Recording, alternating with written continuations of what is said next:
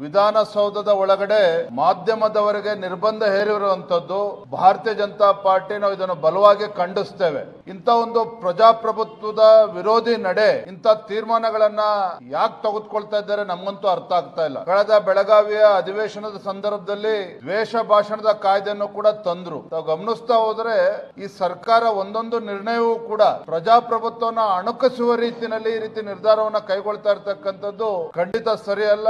ಇಂಥ ಒಂದು ನಿರ್ಧಾರವನ್ನ ರಾಜ್ಯ ಸರ್ಕಾರ ಹಿಂತೆಗೆದುಕೊಳ್ಬೇಕು. ಮಾಧ್ಯಮಗಳ ಮೇಲೆ ಈ ರೀತಿ ನಿರ್ಬಂಧ ಹೇರುವುದನ್ನ ನಾವು ಖಂಡಿತ ಇದನ್ನು ಒಪ್ಪೋದಕ್ಕೆ ಸಾಧ್ಯ ಇಲ್ಲ. ಪ್ರಜಾಪ್ರಭುತ್ವ ವಿರೋಧಿ ನಡೆ ಅನ್ನೋದನ್ನ ಮತ್ತೊಮ್ಮೆ ನಾನು ಈ ಸಂದರ್ಭದಲ್ಲಿ ಹೇಳೋದಕ್ಕೆ ಇಚ್ಛೆ ಪಡ್ತೇನೆ. ಪಾಕಿಸ್ತಾನ್ ಜಿಂದಾಬಾದ್ ಅಂತೇಳಿ ಜೈಘೋಷಗಳಿಗೆ ಕಡಿವಾಣ ಹಾಕೋದಕ್ಕೆ ಈ ಅಯೋಗ್ಯ ಸರ್ಕಾರಕ್ಕೆ ಸಾಧ್ಯ ಆಗ್ಲಿಲ್ಲ. ಪಾಕಿಸ್ತಾನ್ ಜಿಂದಾಬಾದ್ ಅಂತೇಳಿ ಘೋಷಣೆ ಮೊಳಗಿದ್ರು ಕೂಡ ವಿಧಾನಸೌಧದಲ್ಲಿ ಪುರಾವೆಗಳಿಲ್ಲ ಅಂತೇಳಿ ಅದ್ರ ವಿರುದ್ಧ ಒಂದು ಅಂತ ದೇಶದ್ರೋಹಿಗಳನ್ನ ಒಗ್ಗಾಕೋದಕ್ಕೆ ಕಾಂಗ್ರೆಸ್ ಸರ್ಕಾರಕ್ಕೆ ಸಾಧ್ಯ ಆಗ್ಲಿಲ್ಲ.